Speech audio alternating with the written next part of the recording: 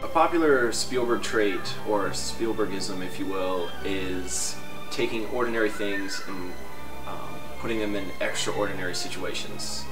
E.T., for example, is a simple family in a simple suburban home, just a small family, and then Spielberg takes that and dumps the entire government and NASA's space system and aliens all on top of one simple house. And he's very repetitive in his films with making things very grandiose and almost imaginary.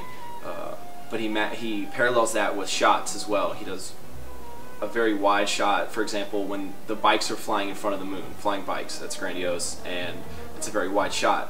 When the house is being taken over by the entire government and space team, it's a very wide shot with people in white suits all gravitating toward the center of the screen. So he does a very excellent job paralleling those two things. In Spielberg's earlier films like The Sugar Land Express and Close Encounters of the Third Kind, we have like a really protective mother.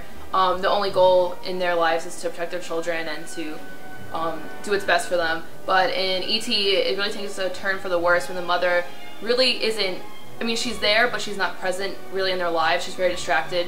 For the mother to be like walking around, not even noticing that there's an alien in the house, and for her to not react the way a mother would act when your son calls your other son penis breath, or when your son, you get called from school because he's drunk. It's not the most accurate portrayal of what a mother does, but you know, Spielberg said that this is the most personal of films and that the divorce of his parents really affected. In E.T., Spielberg uses light not only as a means to lighting the subject's but to tell the story.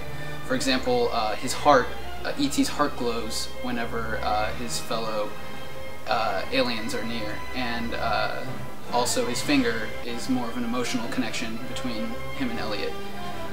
He also throws shadows around using flashlights and fog, and it usually causes silhouettes.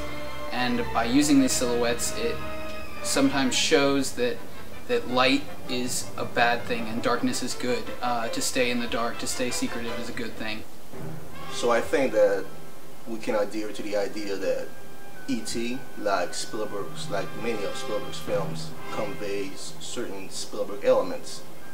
And I think one of the most common elements that E.T. conveys is the many faces or face shots. And I think the usage of face shots in E.T., as with any face shots in any film, is to induce emotions, and it's through that we as the audience can emphasize with the characters.